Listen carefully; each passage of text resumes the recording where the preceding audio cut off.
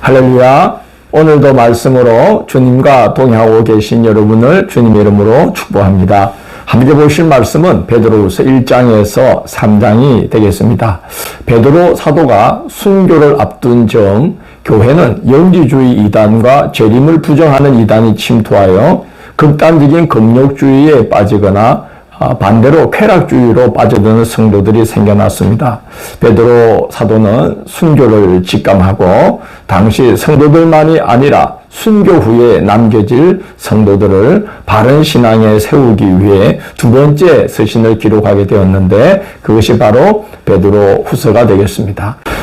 1장은 부르심과 택하심을 굳게 하라는 권면입니다. 먼저 부르심의 목적을 증거하기를 4절에 보면 세상에 썩어질 것을 피하여 신성한 성품에 참여하는 자가 되게 하심이라고 부르심의 목적을 증거하면서 그렇게 되기 위해 8절에서는 열매 얻는 자가 되지 않도록 좋은 것을 더해가는 성도가 되라고 당부하고 있고 10절에서는 더욱 힘써 부르심과 택하심을 굳게 하라고 당부하고 16절 이하에서는 사도들은 교모이 만든 이야기를 전하지 않고 주님의 크신 위엄을 본 자들이며 변화산에서 예수에 대해 하나님께서 친히 증언하신 것을 들은 자들이기 때문에 그들의 가르침을 따르고 성경을 사사로이 풀지 말라고 당부합니다. 그래야만 잘못된 길에 빠져 실족함을 피할 수 있기 때문인 것입니다. 2장은 거짓 교사들을 경계하라는 권고입니다.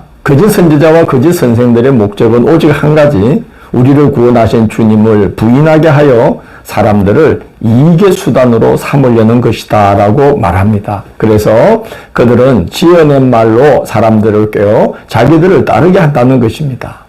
이어서 그들의 정체를 고발합니다. 그들을 가리켜서 12절에서는 잡혀 죽기 위하여 난 이성 없는 짐승이다. 14절에서는 굳세지 못한 영혼들을 유혹하는 저주의 자식들이다. 15절에서는 불의의 싹을 사랑하여 불법을 일삼은 보올의 아들 발람이다.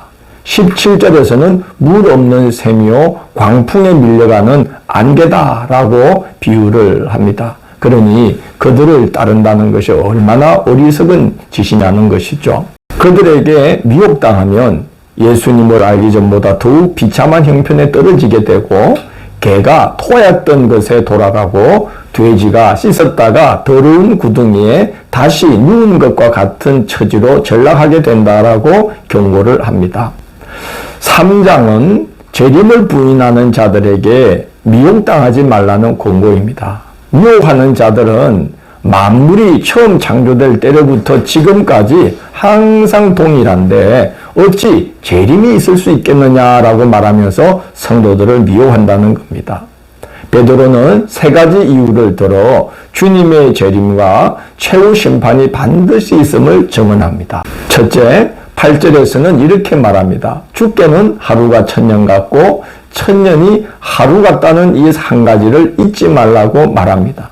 우리의 시간과 주님의 시간을 차원이 같게 보면 안 된다는 것이죠. 둘째, 9절을 보면 주님께서 지금까지 오래 참고 기다리고 계신 것인데 이는 너희가 멸망하지 않고 다 회개하기에 이르기를 원하심이라고 말하고 있습니다. 셋째, 10절을 보면 그러나 주의 날이 도둑같이 오리니라고 말합니다. 노아 홍수 때처럼 소돔과 고모라처럼 주의 날은 갑자기 우리 앞에 들이 닥치는 것이라는 겁니다.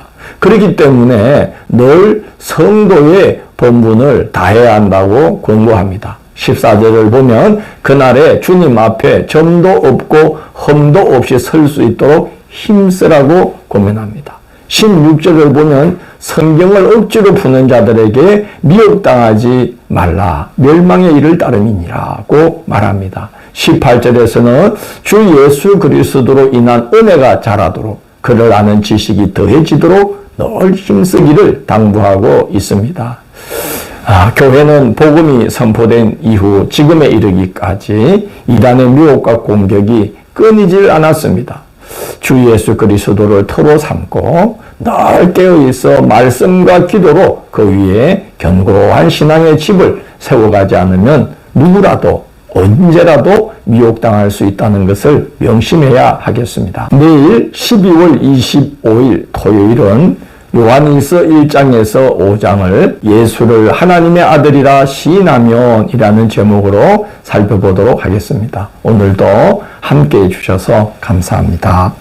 주님, 저희들의 하루하루가 늘 깨어있는 정신으로 주님을 바라보고 주님의 뜻을 받들며 살아가기를 원합니다. 그래서 주님께서 언제 우리 앞에 나타나실지라도 점도 흠도 없는 모습으로 주님 앞에 설 수 있도록 항상 우리를 붙들어 주옵소서. 예수님 이름으로 기도드립니다. 아멘.